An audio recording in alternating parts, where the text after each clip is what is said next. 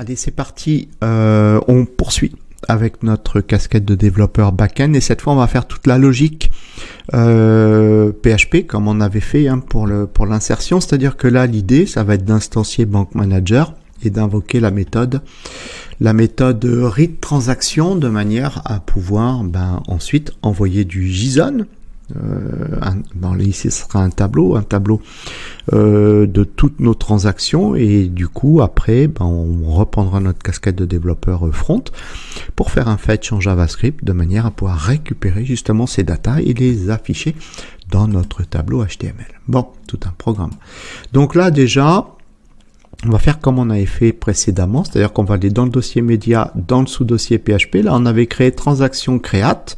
Là ici, attendez voir, il n'est pas content. Attendez, chaque chose en son temps. Donc là ici on va faire transaction read.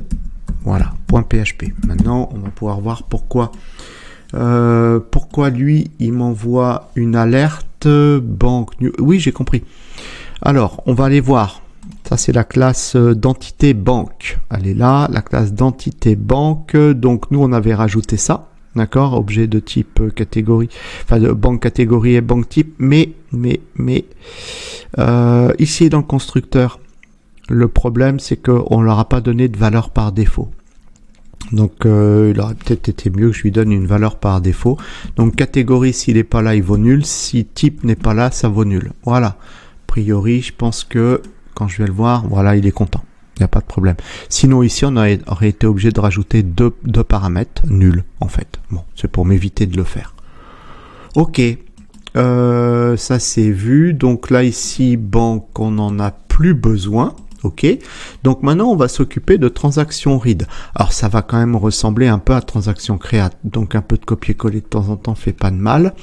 Transaction create, on a besoin. Ici, nous, on va retourner du JSON, donc on a besoin de notre header, et puis on va avoir besoin de notre paramètre de connexion et l'autoloader, de manière à pouvoir, évidemment, instancier nos classes. Voilà qui est bon.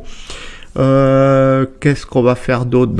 Il va falloir qu'on retourne du JSON. Hop, je vais aller chercher ça. Retour JSON. Voilà, parce qu'évidemment, on va retourner du JSON. Et puis, c'est tout. Donc maintenant, il va falloir qu'on fasse une instance. Alors là, on avait dû instancier notre manager. Alors, je suis en train de regarder où est-ce qu'on avait fait ça. C'était là.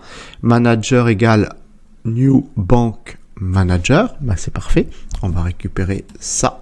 Voilà, on va instancier. Et de là, avec notre variable d'instance, on va invoquer notre méthode read transaction. Donc là ici on prend la méthode read transaction, voilà, et on l'invoque. Ok, bon, et on range toute cette instruction dans une variable d'instance qu'on va appeler transaction.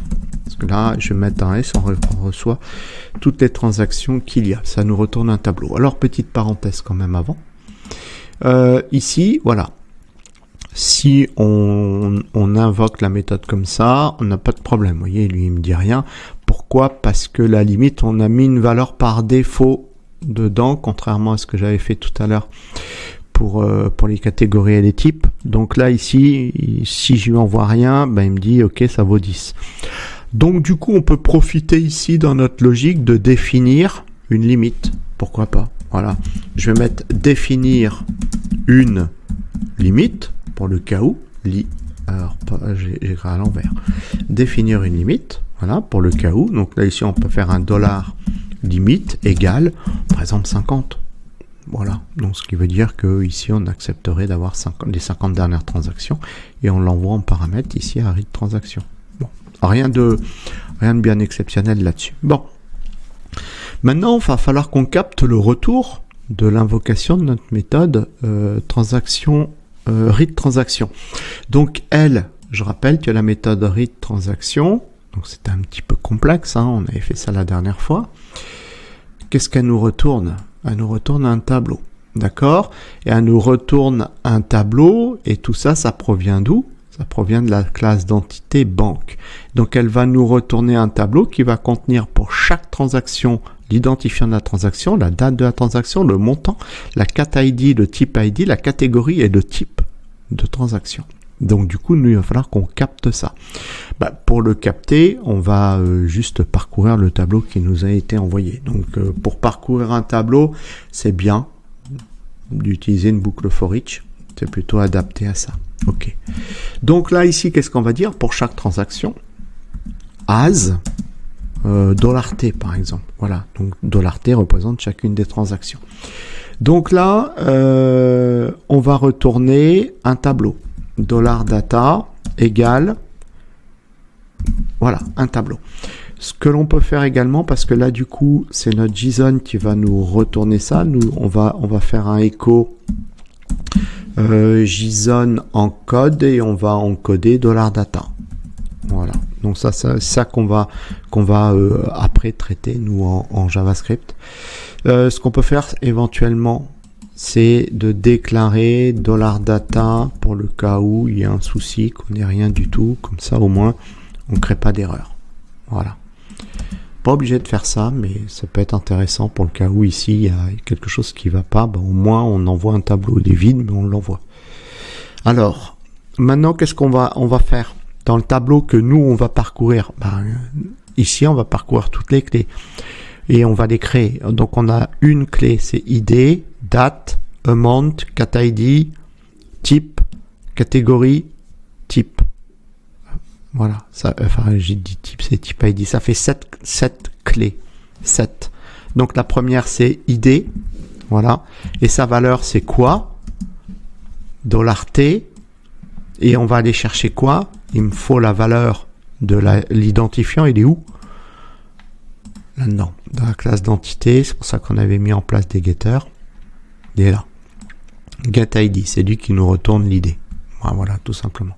Donc là, ici, hop, je lui dis, tu vas me chercher GetID.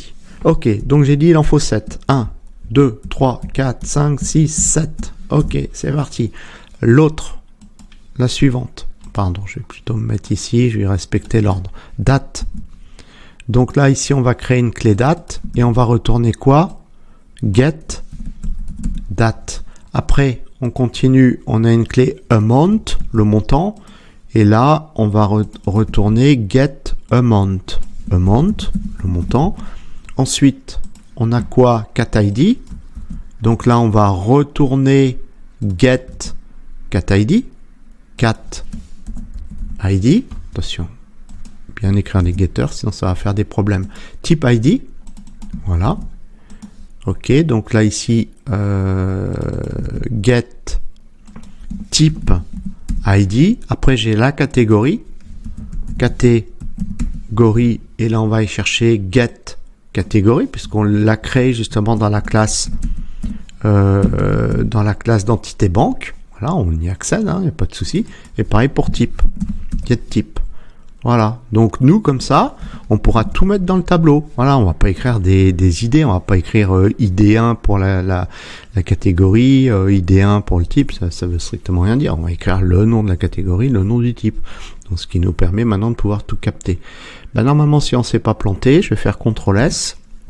Mais il ne m'annonce pas de message d'erreur. Mais normalement, on a fini. Donc ce qui veut dire que notre logique PHP, ou tout du moins toute la partie d'interrogation de la table avec le retour en tableau de toutes les datas sur une limite de 50 devrait être terminée, devrait être OK. Donc maintenant, étape suivante, on va aller faire le côté front et donc reprendre du JavaScript moderne afin de faire un fetch pour venir récupérer les datas qui nous seront envoyées ici. Donc cette vidéo est à présent terminée. Merci de mettre un petit pouce vers le haut, de vous abonner si ce n'est pas déjà fait, d'activer la cloche pour être prévenu lorsque je sors justement la suite de cette passionnante aventure de développement full stack.